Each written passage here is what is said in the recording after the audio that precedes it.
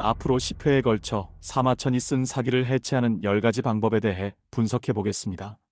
사기는 약 2000년 동안 동아시아 역사 서술의 기준이 되어 왔습니다.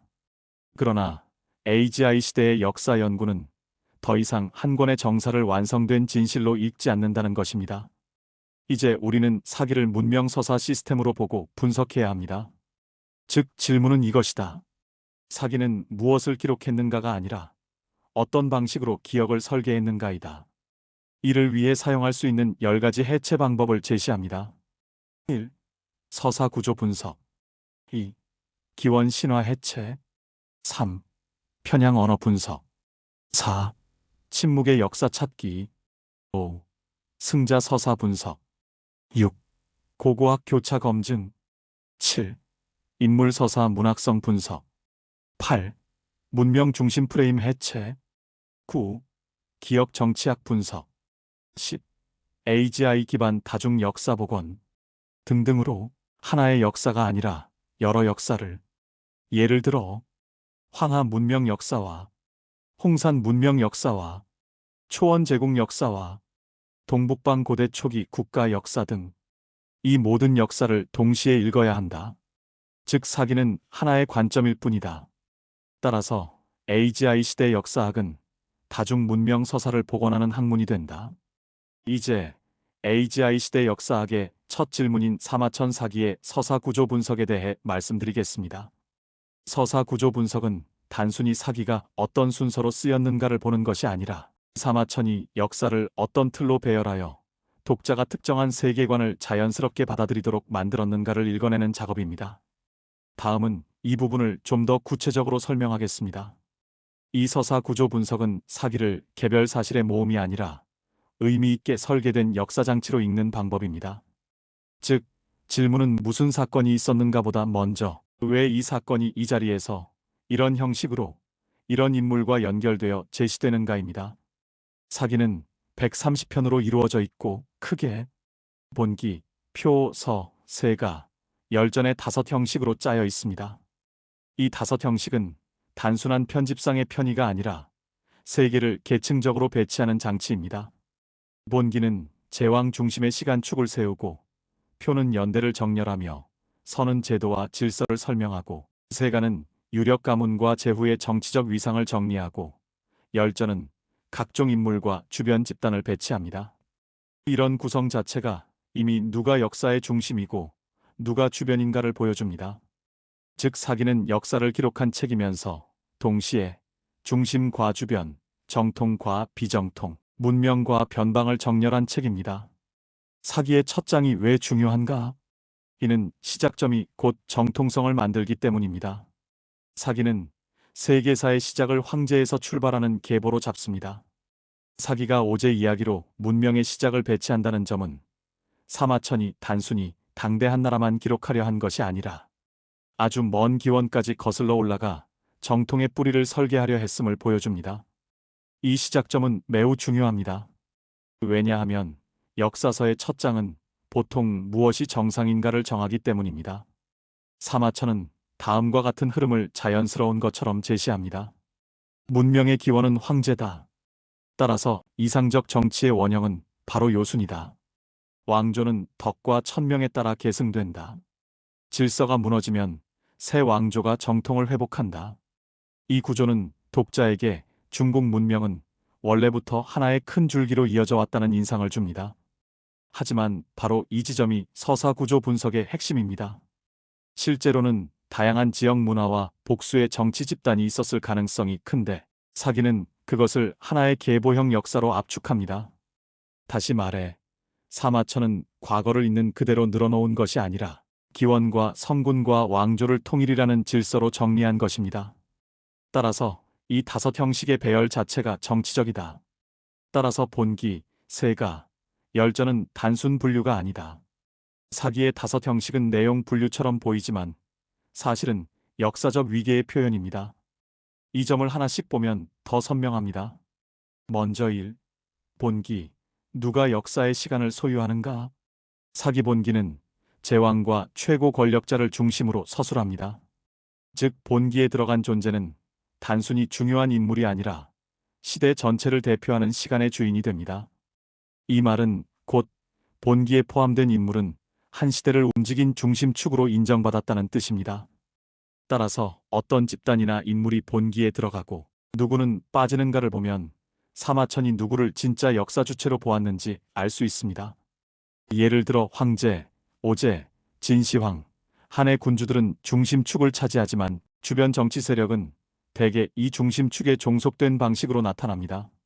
이렇게 되면 독자는 자연스럽게 제왕 중심 역사관을 받아들이게 됩니다. 세가는 혈통과 지방 권력을 질서 안에 2위로 배치한다. 이 세가는 유력 제후와 가문을 다룹니다. 이것은 지방 정치 세력이 중요하지 않다는 뜻이 아니라 그들의 중요성이 어디까지나 제왕 질서 아래의 2차적 중요성으로 배치된다는 뜻입니다. 즉 세가는 독립 역사가 아니라 중심 권력에 연결된 준중심부의 기록입니다. 3. 열전에서 영웅도, 이민족도, 사상가도 주변으로 모은다. 이 열전에서 가장 흥미롭지만 동시에 가장 정치적인 공간입니다.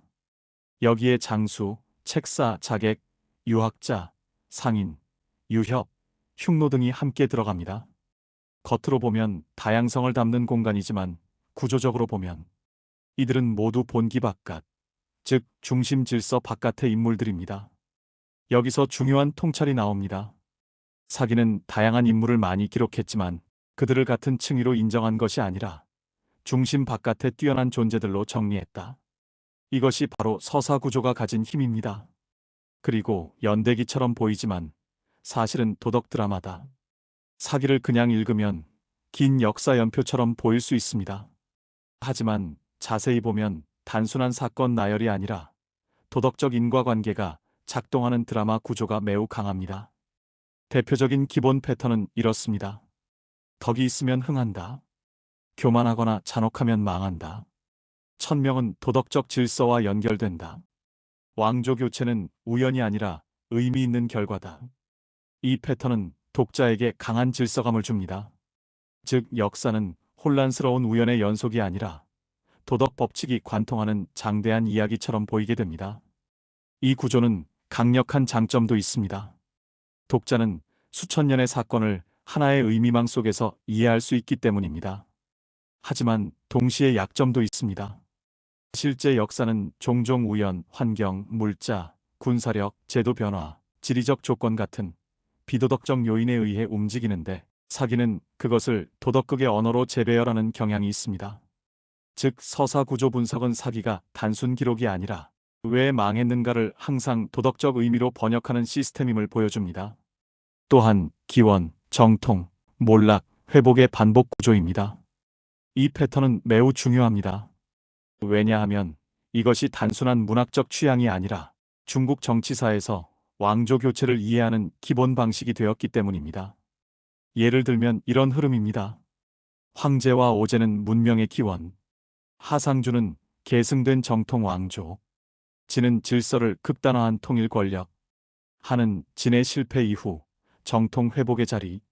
이렇게 되면 한나라는 단순한 현존 왕조가 아니라 혼란 뒤에 다시 바른 질서를 세운 존재처럼 보입니다. 따라서 서사 구조 분석의 핵심 질문은 이것입니다. 한나라는 왜 단순한 현재의 국가가 아니라 역사의 올바른 회복 지점처럼 서술되는가? 이 질문에 답하면 사기가 얼마나 정교하게 현재 권력의 위치를 역사 전체 속에 배치했는지 보이게 됩니다. 그리고 인물 배치도 서사의 일부다. 이는 누가 주인공이고 누가 경고 사례인가? 사기는 사건보다 인물이 강하게 남는 책입니다. 그 이유는 사마천이 인물을 단순한 정보 단위가 아니라 역사적 기능을 가진 상징적 역할로 배치했기 때문입니다. 예를 들어 어떤 인물은 이상적 충신, 비극적 영웅, 패자의 전형, 폭군의 사례, 교훈적 반면교사로 기능합니다. 이런 배치는 사실 판단만의 문제가 아닙니다. 사마천은 인물을 통해 역사를 설명합니다. 그래서 독자는 사건의 복잡성을 보기보다 인물의 성격과 결말을 통해 시대를 기억하게 됩니다. 예를 들어 항우와 유방은 단순한 경쟁자가 아니라 각각 다른 역사 유형을 대표하는 인물로 읽히게 됩니다. 진시황도 마찬가지입니다. 그는 제국 창건자이면서도 동시에 과도한 권력 집중의 경고라는 서사적 기능을 맡습니다. 즉 사기의 인물은 사실상 역사 이론의 캐릭터화입니다. 따라서 결국 주변 집단은 왜 열전으로 밀려나는가? 이는 구조 속의 변화입니다. 사기에는 흉노, 남월 같은 주변 집단에 대한 기록도 있습니다. 실제로 사기에는 흉노열전, 남월열전 등이 포함되어 있습니다. 겉으로 보면 사마천은 주변 세계도 상당히 넓게 다룬 듯합니다. 하지만 구조적으로 보면 이들은 제국의 본줄기 바깥에 위치합니다. 즉, 이 민족이 아무리 강력해도 그들은 본기의 시간축을 장악하지 못하고 열전의 주변 층위에서 묘사됩니다. 이것이 의미하는 바는 큽니다. 주변 집단도 존재는 인정된다. 그러나 그들은 역사의 중심 원리로 인정되지는 않는다. 중심은 언제나 제왕 계보와 중원 질서가 차지한다. 따라서 서사 구조 분석은 사기의 편향을 단순한 욕설 표현에서 찾지 않고 배치의 층위 자체에서 찾아냅니다. 다시 말해 문제는 흉노를 나쁘게 썼는가만이 아니라 애초에 왜 흉노는 열전의 객체이고 중원 제왕은 본기의 주체인가입니다. 하여 사마천은 자료를 모은 것이 아니라 독법을 설계한 것이다. 사기의 진짜 힘은 정보량만이 아닙니다. 사마천은 독자가 과거를 읽는 방식을 설계했습니다. 즉 독자는 사기를 따라가며 무의식적으로 다음을 배우게 됩니다. 역사의 중심은 제왕이다. 정통은 계보를 가진다. 질서는 덕과 천명으로 설명된다. 주변 세력은 본류가 아니다. 왕조의 흥망은 도덕적 의미를 가진다. 이것은 단순한 책 읽기가 아니라 사고방식의 학습입니다. 그래서 사기는 위대한 역사서이면서 동시에 매우 강력한 문명 프레임입니다. 이 서사 구조 분석은 바로 이 점을 해부합니다. 사마천은 독자에게 사실만 전달한 것이 아니라 사실을 읽는 틀 자체를 전달했다. 따라서 AGI 시대에 이 분석이 왜 더 중요해지는가? AGI 시대에는 사기 같은 텍스트를 더 빠르게 요약하고 정리할 수 있습니다. 하지만 그만큼 위험도 커집니다. 왜냐하면 AI는 자칫하면 사기의 구조를 그대로 따라 그럴듯한 정통 서사를 다시 반복할 수 있기 때문입니다. 예를 들어 AI가 많은 중국사 자료를 학습하면 별다른 비판 없이 다음 전제를 강화할 수 있습니다. 문명의 시작은 황제, 중원의 계보가 본류, 주변 집단은 부차적, 왕조의 흥망은 정통성 중심으로 이해. 이렇게 되면 AI는 사기를 요약하는 것이 아니라 사기의 세계관을 자동 증폭하게 됩니다. 그래서 AGI 시대의 역사 읽기에서는 사실 확인만큼이나 서사 구조 판독이 중요합니다. 따라서 이를 한마디로 정리하면 이 사기 서사 구조 분석의 핵심 질문은 5가지로 정리됩니다. 첫째, 역사의 시작점은 왜 황제인가? 둘째, 누가 본기에 들어가고 누가 열전으로 밀려나는가? 셋째, 왕조 교체는 왜 도덕 드라마처럼 설명되는가? 넷째, 현재의 한나라는 왜 정통 회복의 자리로 놓이는가? 다섯째, 주변 집단은 왜 존재하면서도 중심 원리로 인정되지 않는가? 이 5질문을 붙들고 읽으면 사기는 단순한 고전이 아니라 정치 질서와 문명 기억을 설계한 거대한 서사 기계로 보이기 시작할 것입니다. 네, 이만하겠습니다. 감사합니다.